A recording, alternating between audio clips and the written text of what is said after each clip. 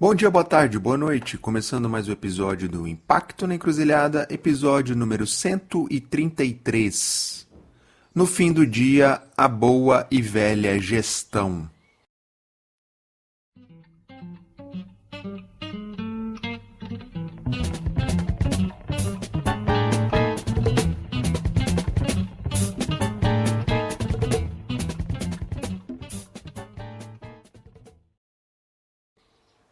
Bom, nesse episódio eu recebi aqui novamente pela segunda vez o parceiro Leonardo Letelier, o Léo da Citaui. O Léo já passou por aqui no episódio 70, link na descrição, onde nós falamos sobre sustentabilidade econômica das OSCs. Dessa vez o papo rondou em torno da gestão, que é um tema meio duro, que é um tema mega necessário, mas que muitas vezes a gente fala pouco sobre ele. Obviamente preciso desejar um feliz ano novo para todo mundo que está ouvindo. Ora, mas como assim, Fábio? Olha, nós estamos lançando esse episódio logo em seguida do Carnaval, então de fato, né, aqui é Brasil, né? Então começando o ano, então para valer oficialmente 2024 começando com esse episódio incrível falando sobre gestão. E sim, como a gente falou aqui ao longo do papo, gestão dá trabalho, mas precisa ser feito, né? Falamos sobre gestão, sobre governança, sobre desenvolver pessoas. Léo trouxe umas dicas super legais de carreira para quem está aí crescendo, buscando crescer na carreira ou fazendo transição, né, do mundo corporativo para a área de terceiro setor, de impacto. Enfim, um papo super legal, um pupurri de temas, mas como, né, tendo gestão como espinha dorsal. Bom, é isso. Gostei demais da dica que ele deu de se você está começando a carreira ou buscando se desenvolver, procure bons chefes, né, boas lideranças. Incrível, olha, faz bastante sentido. E como tem liderança despreparada no nosso setor. Que pena, né? Mas enfim, isso é papo para outra conversa. Então é isso, agradecer demais o Léo. Espero que vocês curtam o papo e sem mais delongas, partiu pro episódio. Essa pra tocar no rádio. Essa pra tocar no rádio. Essa pra vencer o tédio. Quando pintar. Essa é um santo remédio pro mau humor. Grande Léo, bem-vindo. Obrigado por você topar bater esse papo aqui com a gente. Para a gente começar, para os desavisados que estão nos ouvindo, se apresenta aí para quem está escutando a gente, quem que é o Léo e um pouquinho da Cital aí. Legal, obrigado você, Fábio, por me receber aqui de novo. Sempre um prazer. Vamos lá. O Léo é um cara que fez uma jornada que hoje em dia é bem mais tradicional, desse lance de deixar o mercado corporativo. Eu trabalhava numa empresa de consultoria, só que isso em 2000 até 2006. E aí eu fiz essa transição para propósito e fundei a Cital em 2007, CNPJ em 2008. Sendo que naquela época, né, eu não estava em busca de propósito, estava em busca de resolver uma dor que eu sentia aqui do lado esquerdo, que eu não sabia exatamente o que era. Depois eu descobri que era propósito. Então, estou nessa jornada desde então. A Cital, ela começou fazendo investimento de impacto, ainda faz isso, mas agora faz outras coisas também. Então, a proposta original de investimento de impacto, que era transformar doações em empréstimos, virou a plataforma de empréstimo coletivo para impacto. Link na descrição, como você sempre fala. E a gente criou outras áreas de gestão de filantropia e finanças de conservação e clima. E mais recentemente criou uma outra organização gestora de fundos patrimoniais chamada Endowments do Brasil. Léo disse que é a segunda vez que ele está aqui, porque também link na descrição, episódio 70, falamos sobre sustentabilidade econômica das OSCs. Se você não escutou, passa lá que tá um papo muito bom. Léo, só para fechar essas introduções aqui, já desde o ano passado, né, alguns meses você está numa jornada, digamos, fazendo gestão à distância, né? Conta um pouquinho como é que está sendo essa experiência. Então, a gente, na verdade, minha esposa, desde antes da pandemia, estava falando, eu quero fazer um mestrado em Museum Studies na Inglaterra, com uma pegada de uma curadoria mais progressiva, não tradicional, não um museu como guardião do passado, e sim um museu como agente de mudança, para construir um futuro mais regenerativo. E eu lembro que, antes da pandemia, eu falava para ela assim, você está maluca, eu tenho 40 pessoas na Cital e que, né, vou para o escritório todo dia, não tem como, né? E aí bateu a pandemia, um mês depois, a gente estava funcionando 100% remoto. Eu virei para ela e falei, então, lembra aquele mestrado que você queria fazer? Vamos embora. E aí, obviamente, né, acabou a pandemia, tudo isso. E agora, né, a gente, desde o meio de 2023, a gente está aqui na Inglaterra. E eu achei que a transição ia ser bem tranquila, né? Porque a gente já passou a pandemia, tudo remoto. E a verdade é que não é um grande problema, mas é menos tranquilo do que eu imaginava. Então, tem uma questão de fuso horário, que é chato, não é impossível de resolver, mas é chato. Foi 4 horas, agora vai ser 3, deve mudar de novo em breve. Mas tem uma questão também de presença na mente das pessoas. Então, eu sou menos acionado do que antes. O que, de certa forma, é bom, tá? Para mim uma evolução natural da organização, é para lá que a gente tem que ir, mas devo reconhecer que fico um pouco assim incomodado, digamos, com essa mudança. Mas eu que tenho que aprender a lidar com isso.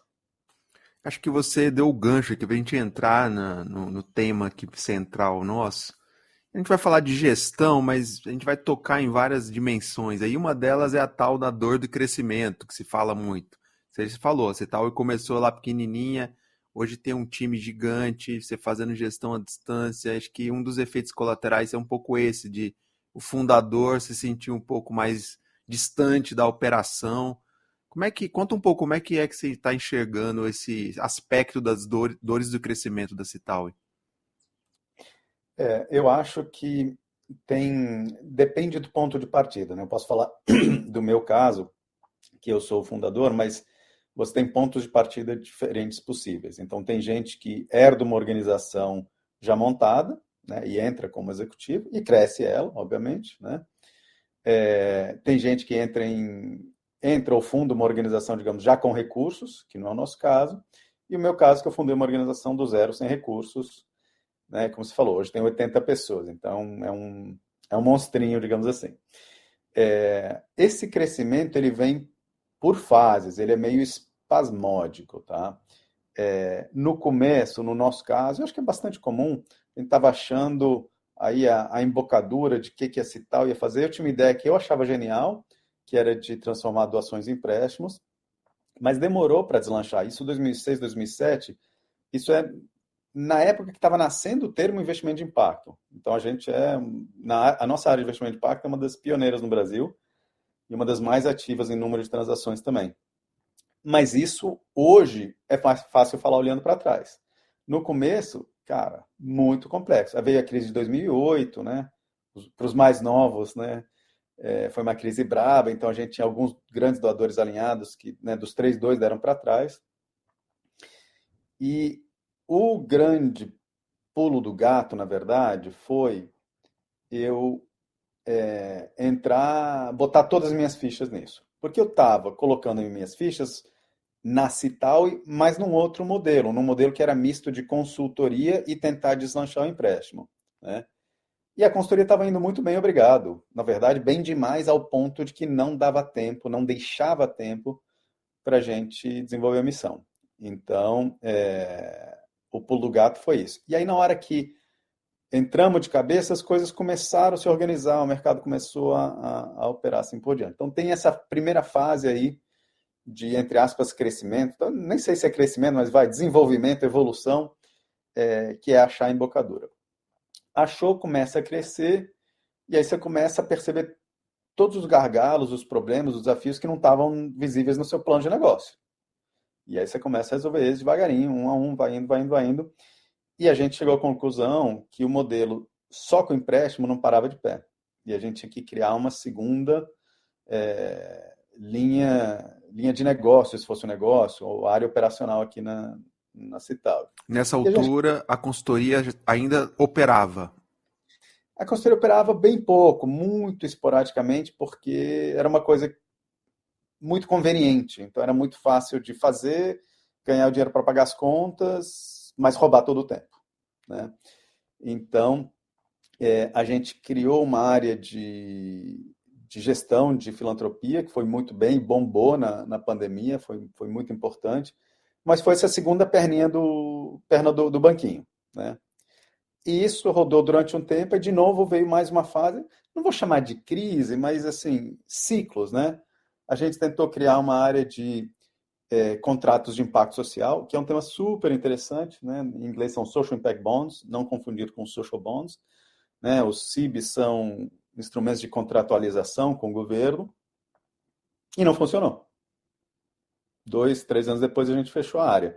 Foi uma experiência ótima, mas teve esse ciclo aí de tentar essa outra inovação e não rolou. Aí a gente acabou, né, depois de um tempo, e aí vai, esses ciclos meio que se repetem. E o que muda, na verdade, né, ou que muda em paralelo com isso, é o meu papel. Então, no começo eu fazia tudo. No primeiro ciclo de investimento de impacto, eu, né,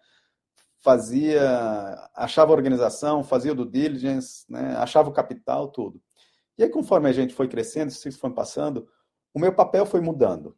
Então, por exemplo, hoje, né, 15, 16 anos depois, eu já quase não falo com os empreendedores, que foi a razão pela qual eu comecei a citar. Mas é porque tem gente para fazer isso, né? E eu tenho que fazer aquelas coisas que só eu consigo fazer. Então, temos como governança, mais inovação, né? Tem uma penca de coisas internas, de processos, né? Liderança, gestão em geral, que, né, um analista não pode fazer, mas ele sim pode ir lá visitar a organização, ver, pegar as informações, fazer análise.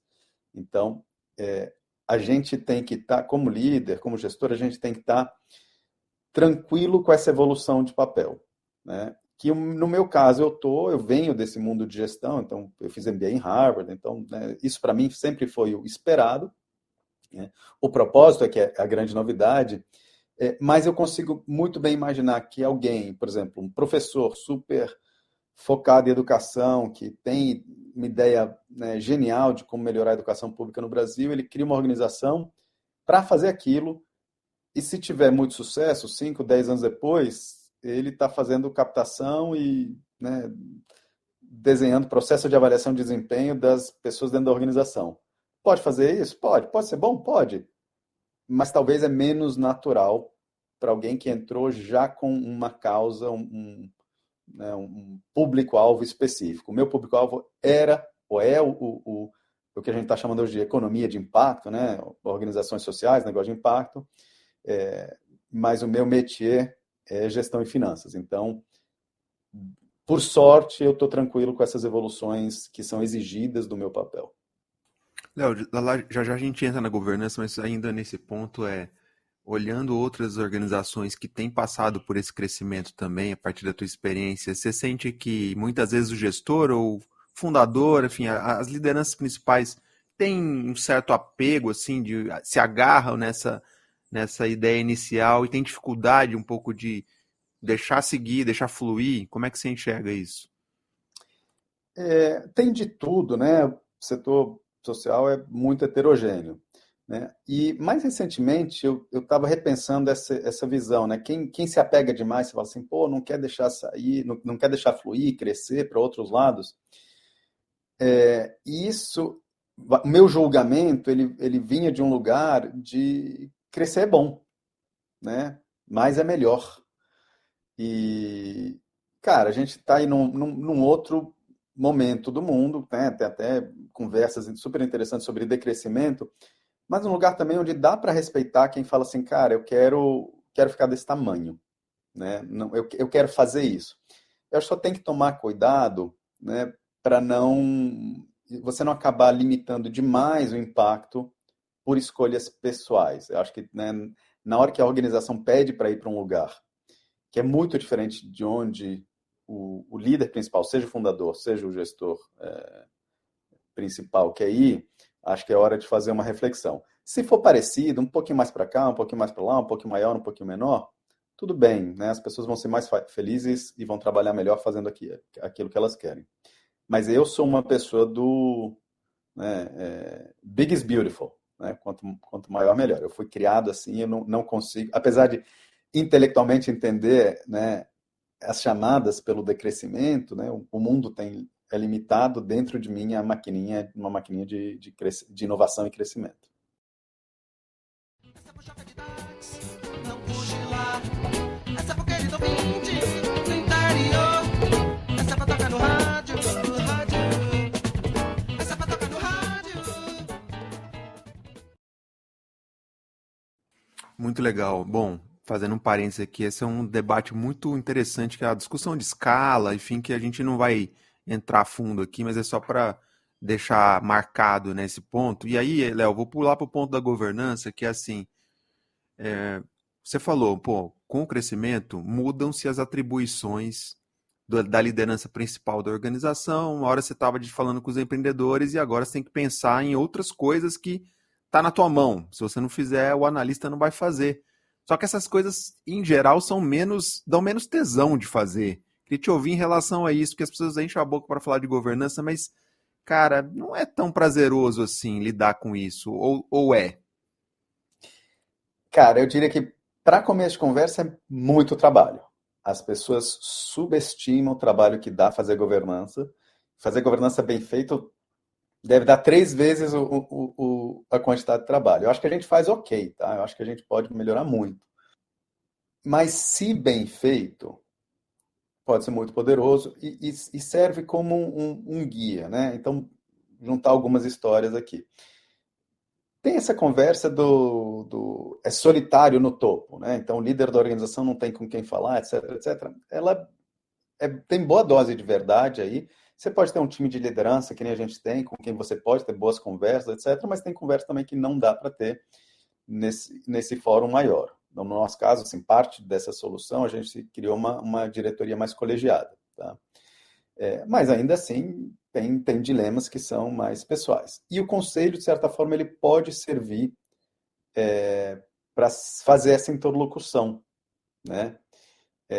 Claro, para isso você tem que ter pessoas que entendam do babado, digamos assim, né? Do que você está fazendo, do que você está sofrendo, ou das oportunidades, dos dilemas, etc. E tenham uma boa independência, né? E franqueza para dizer o que pensam também, né? É muito comum que as organizações, especialmente no começo, no nosso caso era assim, comecem com uma governança muito dos amigos, né? Que eu acho que tem o seu papel, mas ele tem uma vida curta, né? Se a organização quiser de fato crescer, vai precisar mais desafios. E aí, né, contar para você aqui 2 ou 3, né, histórias de decisões que eu tomei, né? E o conselho deu uma trucada, digamos assim, olha, por aqui mesmo você quer ir. Então, por exemplo, eu centralizei todas as funções de captação e comerciais, né? Tinha uma série de coisas que eu queria ganhar, que eu acreditava que dava para fazer, e um conselheiro virou para mim e falou assim, cara, esse é o caminho oposto do que todo mundo faz. Você tem certeza que você quer seguir por aí? Eu falei, cara, tem. Fiz aqui, pesei, prós e contras, sei que lá. 2 anos depois, estamos desfazendo isso e estamos indo para a especialização, né? Então, assim, ele anteviu essa bola, ele cantou essa bola, né? Ele, de certa forma, deu, né, o conselho como um todo, deu espaço para eu testar, o que é bom também, né? O conselho não é onisciente, né? Assim como a direção não é onisciente, mas ele cantou essa bola e foi mais fácil para mim, na hora de tomar a decisão de desfazer, né, a centralização, por lembrar que isso já tinha sido levantado, que era uma nova direção, digamos, conhecida, que, mesmo tendo errado, digamos assim, não ia ter represálias, né? Cara, agora tudo que ele fala eu ouço com mais atenção, né? E é uma pessoa, cara, foi CEO de uma mega multinacional no Brasil, é uma pessoa que tem muito estofo, né? Eu tenho 80 funcionários, estou aqui com meus dilemas de pessoas e tinha 10 mil. Então, assim, cara, tem gente muito mais experiente e conhecedora dos dilemas, especialmente coisa de gestão mais geral, do que eu. Então, o conselho pode fazer esse papel, mas dá trabalho. E é uma eterna construção, né? Como você falou, evolução de uma governança, da organização e tal, e o papel da liderança, né? é uma construção, é papel da liderança, mas eu acho que podia ou devia ser menos, né? A gente olha muito para o modelo dos Estados Unidos no terceiro setor. Não é tudo perfeito lá, mas tem coisas que funcionam, eu acho, bem. E um maior protagonismo dos conselhos, das organizações sérias, né, etc., relevantes, bem governadas, obviamente, ele é muito diferente do que a gente tem aqui como a média do Brasil, né? Então, você tem conselheiros que estão mais engajados com a missão, lá é muito claro o get, give or get off, né? Que é o conselho, é esperado que o conselheiro faça contribuições filantrópicas ou consiga contribuições filantrópicas relevantes, né? A questão de proteger a missão para dentro, falar da causa. Você pode falar não da organização, né, do dia a dia, porque obviamente como conselheiro você não está lá, mas falar da causa. Então tem um perfil mais elevado, digamos assim, né, do seu assento em conselho, né, dentro da sua vida do dia a dia, que acho que está ligado com a cultura da filantropia fazer mais parte do dia a dia das pessoas. Então essas coisas andam junto, mas acho que dá para aspirar a gente avançar toda essa discussão para que todo mundo tenha filantropia mais central na sua vida. Então, quando você sentar num conselho, isso também seja mais central na sua vida e você atue de forma mais efetiva. Acho que a gente poderia chamar de outra dor de crescimento, Léo, eu queria te ouvir sobre isso, é a eterna dependência de pessoas, né? Você tem que formar pessoas e lideranças e recrutar, né, e desenvolver. E muitas vezes, a gente já falou sobre isso no outro episódio, muitas vezes você perde para o mercado pessoas que você estava preparando para assumir liderança e tal. Como é que tem sido isso para você na tua trajetória? Então, vou contar a primeira pessoa, uma das primeiras pessoas, funcionário número 1 da Cital, né? Depois eu era o fundador e eu chamei 2 pessoas para trabalhar comigo, né? Então, um deles, depois de um tempo, ele saiu, né? Foi uma saída meio turbulenta, mas o ponto não turbulenta, na verdade, assim, ele começou a desaparecer, né? E aí chegou uma hora que, de fato, né, ele saiu. E eu lembro que a Lu, a minha esposa, perguntou: e aí, Léo, como é que você tá? Eu falava assim: tô bem, tranquilo, normal. Mas, na verdade, eu fiquei 2 dias sem falar com ninguém, só processando aquilo. Então, assim, doeu muito. Claro que, assim, racionalmente, você sabe que não é para sempre, né? Raramente, é muito, muito raro, e hoje em dia cada vez menos, pessoas que entram numa organização e se aposentam, digamos assim. Então,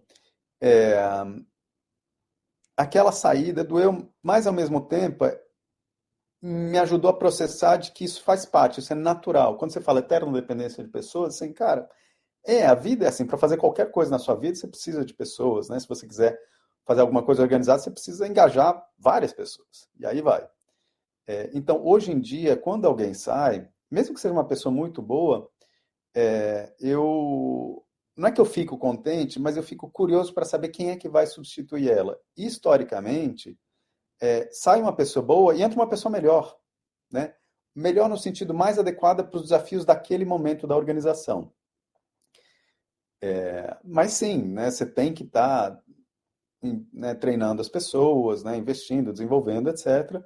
Eu acho que o nosso papel é fazer com que quando alguém sair, saia melhor do que entrou. Acho que se a gente fizer isso, estamos cumprindo o nosso papel. Se sair para o mercado de impacto, ok, né, melhor.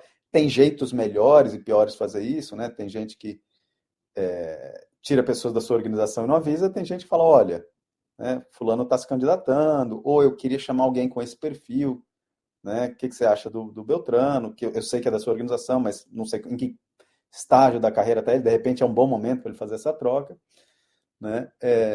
Então, sempre dá para fazer com mais gentileza, mas é coisas da vida, né? Uma empresa do mercado tradicional ia pegar alguém, não ia perguntar, né? Eu já perdi gente para Coca-Cola, coisas da vida. E são pessoas que são amigas até hoje. Então, né, tanto o primeiro que saiu, né, o Pedro, quanto a Thaís, né, é gente do bem. Todo mundo que entra nesse setor, né, quer encarar um desafio como era Cital, especialmente no começo, nesse caso, que tinha muita incerteza, é porque acho que tem o coração no lugar certo. pode não fazer a melhor saída naquele momento, mas no longo prazo as coisas se ajeitam. Interessante, né? E eu, voltando aqui, lembrando um pouco dos meus anos de mundo corporativo, era muito comum lá as pessoas trocarem, sair do trabalho, trocar de organização, por conta, às vezes, de R$ 100 de diferença de salário, coisa pequena, curtíssimo prazo e tal. Eu queria te ouvir, você tem visto algo similar no nosso setor ou aqui a banda toca diferente, Léo? Não, tem isso também. Eu acho que isso é muito pessoal, né? É, acho que algumas coisas favorecem isso, né? Às vezes a pessoa fala assim, eu queria ganhar mais, etc., que acho que é legítimo, né? Mas provavelmente o melhor caminho para isso, né? A não ser que assim, eu quero ganhar o dobro, vou ganhar um pouco, mas o melhor caminho para isso está dentro de casa, que é uma organização que já conhece, etc, etc, etc, né? Então tem chance de valorizar adequadamente. Agora, tem também gente que tem uma percepção sobre o seu potencial que é diferente da percepção da organização. Pode estar certo ou pode estar errado, mas o ponto que é diferente. Aí, nesse caso, quanto maior a diferença, mais faz sentido essa troca. Nem que seja para descobrir que não era isso. Nem que seja para descobrir que, cara, estão me pagando o dobro, mas é um trabalho que eu nunca queria fazer na minha vida, vou ter que sair, vou ter que procurar, e aquela minha vaga onde eu estava, agora está preenchida. Circunstâncias da vida de cada um. Mas eu diria que tem muitas. Eu vejo, mesmo na Citaui, decisões que eu acho que no médio prazo fazem pouco sentido. Mas é muito difícil você virar para alguém e falar assim, não, cara, fica aqui ganhando um pouco menos que é melhor para você. Como é que a pessoa vai, né, processar isso? Precisa de maturidade. E o que tem acontecido é que as equipes são jovens, né? Com a pandemia tem menos experiência prática de troca, né? A experiência ela é diferente, é uma experiência muito solitária. Então essa maturidade eu acho que demora um pouco para chegar, né? Mas ela é importante para você tomar melhores decisões na sua vida, inclusive ficar ou sair.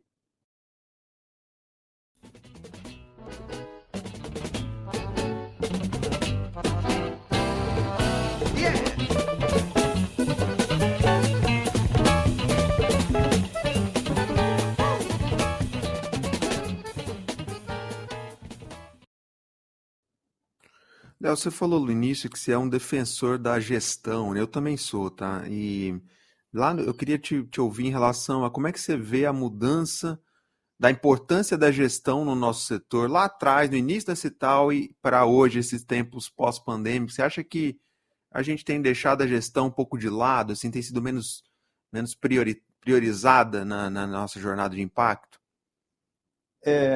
Eu acho que a pandemia deu uma sacudida legal na história, né? De fato, a gente conseguiu fazer, mas eu não acho que é o que é natural, provavelmente não foi a regra, né? A gente manteve tudo exatamente o que a gente fazia no remoto, né? Virou a chave em uma semana, tá? Mas também porque a gente não tem trabalho na ponta. Quem tinha trabalho na ponta, ou melhor, a gente tem, mas é na Amazônia que já era já era remoto, né?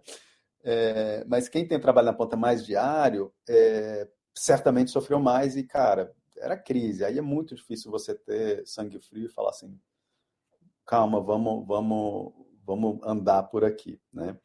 O que eu sinto é que muita gente não percebe, e no negócio de impacto é mais paradoxal ainda, né? Por exemplo, falando de negócio de impacto, que o negócio de impacto continua sendo um negócio, né? Então, o pessoal foca muito no impacto. No terceiro setor, isso já foi mais verdade, né? Focar na causa e esquecer a gestão.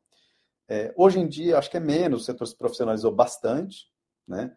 Eu lembro, antigamente, você saía de uma empresa e falava assim, eu vou conseguir um emprego no terceiro setor fácil, e conseguia, porque eu tenho uma qualidade de gestão muito melhor do que está lá, né? Há 20 anos atrás, possivelmente era verdade. Hoje em dia já não. Muita gente me procura e fala, mas eu tenho essa e essa experiência. Eu falei, cara, legal. Mas isso não é relevante para o dia a dia desta organização, ou desse tipo de organização, né?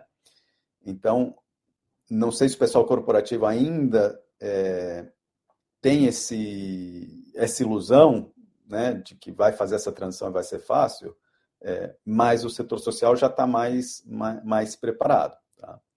Acho que continua podendo melhorar a gestão, né, na Cital, em todas as organizações, e precisa ter disciplina. Então, cara, avaliação de desempenho, são coisas que dão trabalho, né, que são meio chatinhas. Avaliação de desempenho, a gente faz, por exemplo, avaliação de desempenho 2 vezes por ano e faz comitê de harmonização, ou seja, junta todos os gestores mais sêniores do que um certo nível e discute a performance daquele nível. Quem está indo bem, quem está indo mais ou menos, e ajuda a calibrar isso. Cara, mas consome 10, 20% do tempo da organização para fazer isso. Eu acho que a gente melhora e mais resiliente por conta disso. Mas é um investimento. É um investimento que, aliás, ninguém quer pagar, mas isso é outra história. Né? Tem que fazer porque você acha que é certo. E correr atrás dos recursos irrestritos, no nosso caso, para isso. Mas é complexo. E é interessante porque se você falar em qualquer empresa que você vai investir em criar um modelo de incentivo alinhado com meta, não sei o que lá, ninguém vai dizer que é ruim. Todo mundo vai dizer, beleza, separa R$200 mil, X milhões de reais, se a empresa for grande, né, para isso, porque as pessoas enxergam que vai ter resultado. No terceiro setor, esses investimentos na máquina, eles não são tão bem vistos assim. Seja para organização pequena que está começando, seja para uma organização grande, já estruturada como a Citaui, né? Todas têm essa dificuldade, não é, Léo? Isso é uma coisa que, né, tem que correr atrás. Eu não acho que vai mudar. Quem tem uma visão mais iluminada disso, né, que é quem dá fundos não carimbados, né, doação irrestrita, como a gente chama, está colhendo bons frutos. Então você tem a Scott McKenzie, né, que doa aí, acho que foi 16 bilhões nos últimos 2 anos de dólares, né, tudo irrestrito. E as organizações estão crescendo, estão, né, se fortalecendo, tem efeito bárbaro. Se você pegar na própria Cital, uma vez eu fiz essa conta, né, R$1 de doação irrestrita vale mais ou menos R$10 de doação carimbada. Né, por conta das outras coisas que a gente consegue fazer, né, além de viabilizar as que são carimbadas. Então, eu acho que por exemplo, eu pessoalmente só faço doação restrita. Não carimbo nenhuma das minhas doações porque eu quero que tenha mais resultado. Eu não quero ser o dono daquele pedacinho. Né? Ou carimbar, botar minha marca, né? Nem tenho marca, mas, né, botar o meu nome numa ação específica da organização. Eu quero que a organização tenha sucesso. É por isso que eu estou apoiando ela. Você acha que tem a dificuldade de ampliar a doação não carimbada? Tem também pela natureza do nosso investimento social privado, essa coisa corporativa, de controle. Você acha que tem luz aí nesse fim do túnel?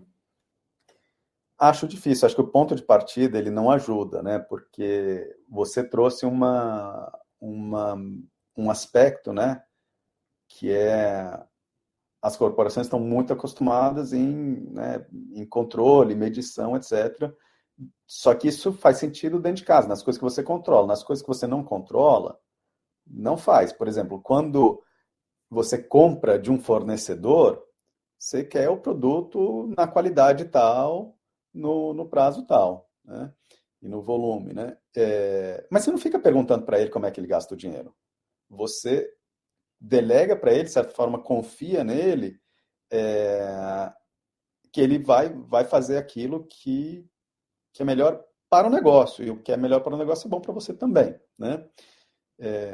Mas no setor social, por alguma razão, né, acha que, entre aspas, né, faz sentido controlar, ou sabe mais, ou vai conseguir agregar alguma coisa. Eu acho que em 90% dos casos não é verdade. Em alguns até tá? Mas na grande maioria não tem. Acho que esse é um desafio.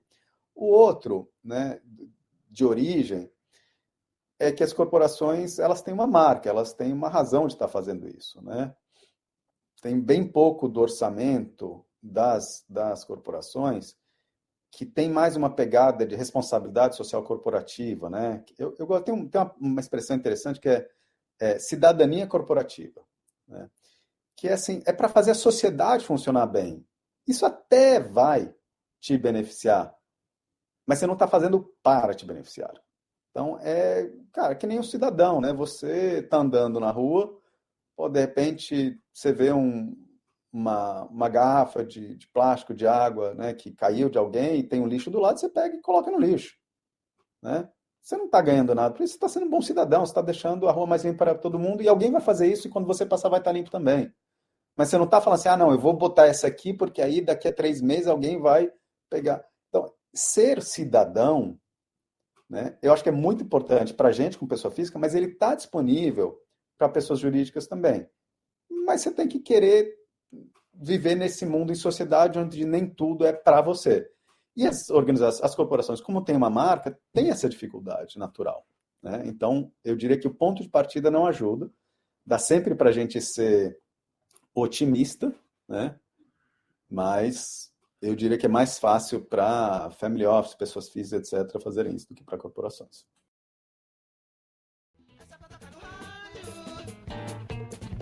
Essa é pra vencer o tédio quando pintar.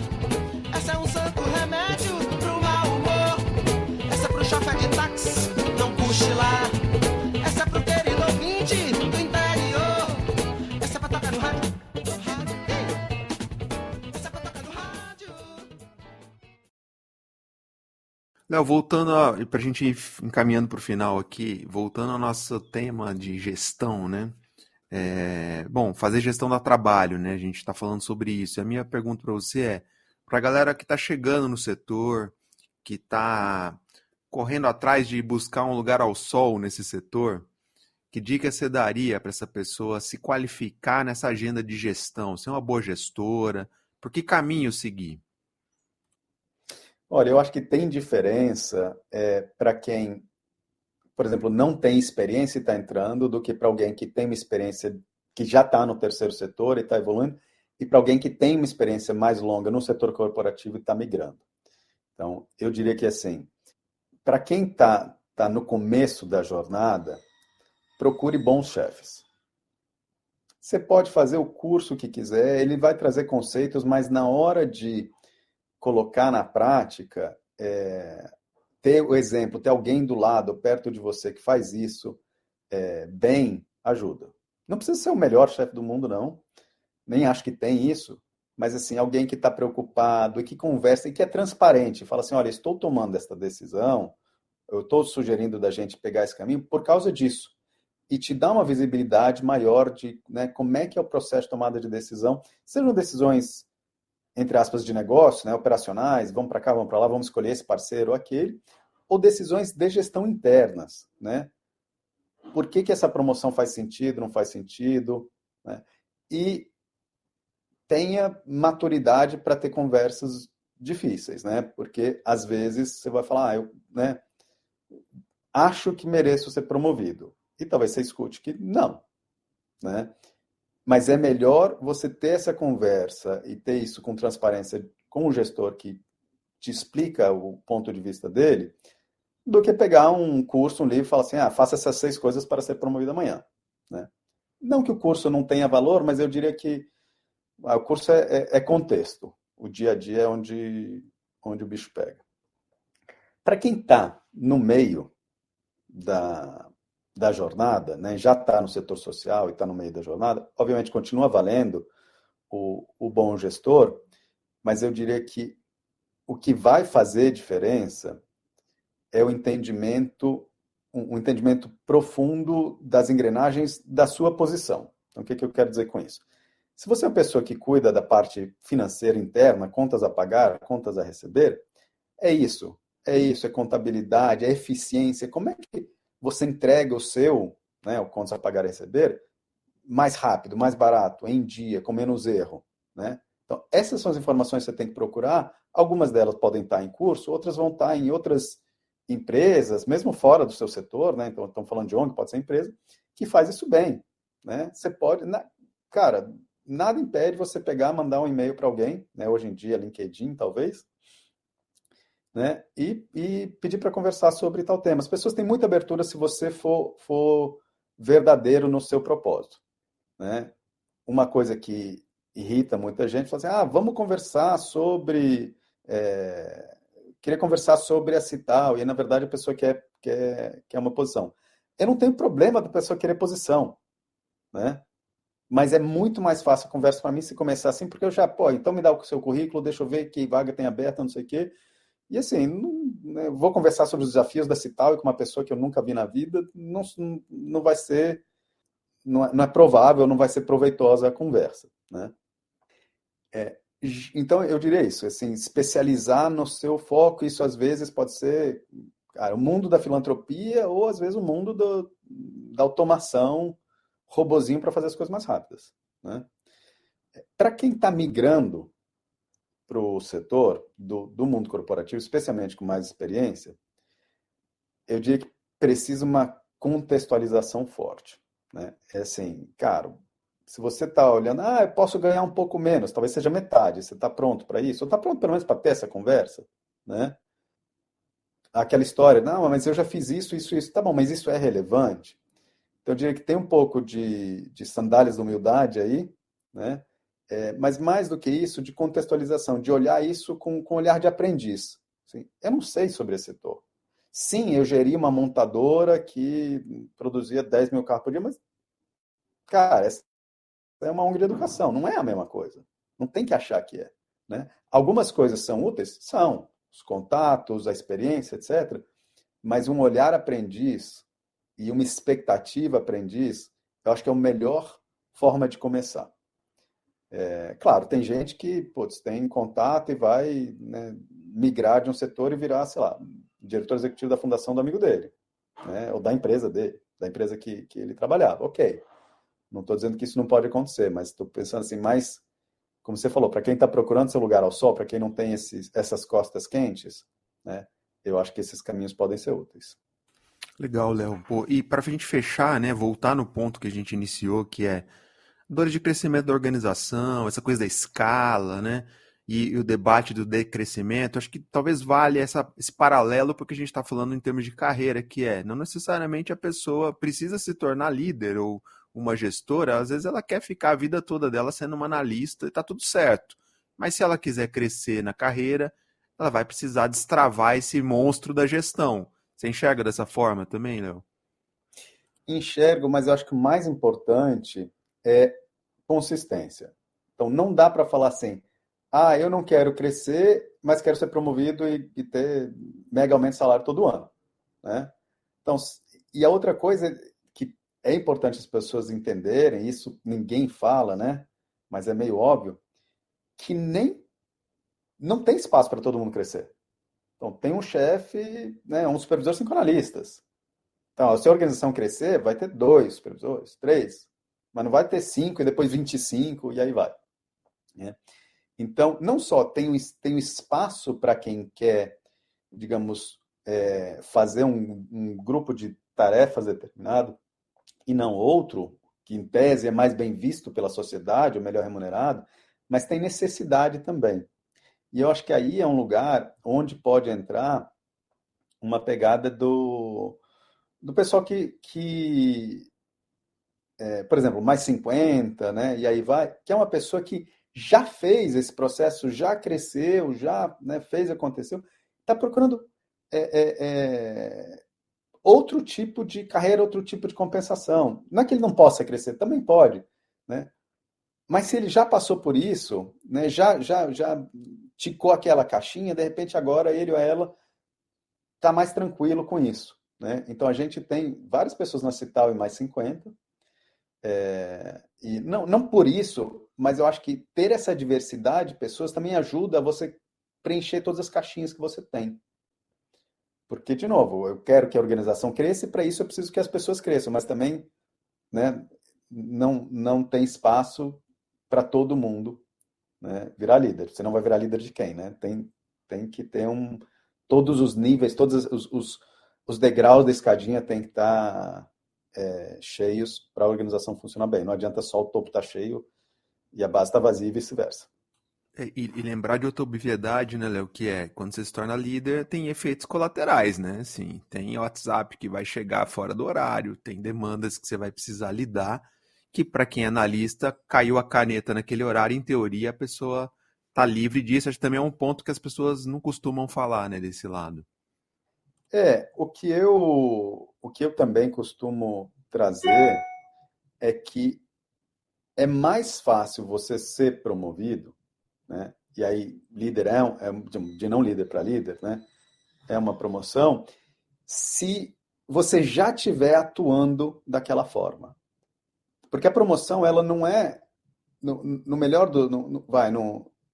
na melhor forma de fazer, a promoção não é uma aposta num potencial desconhecido.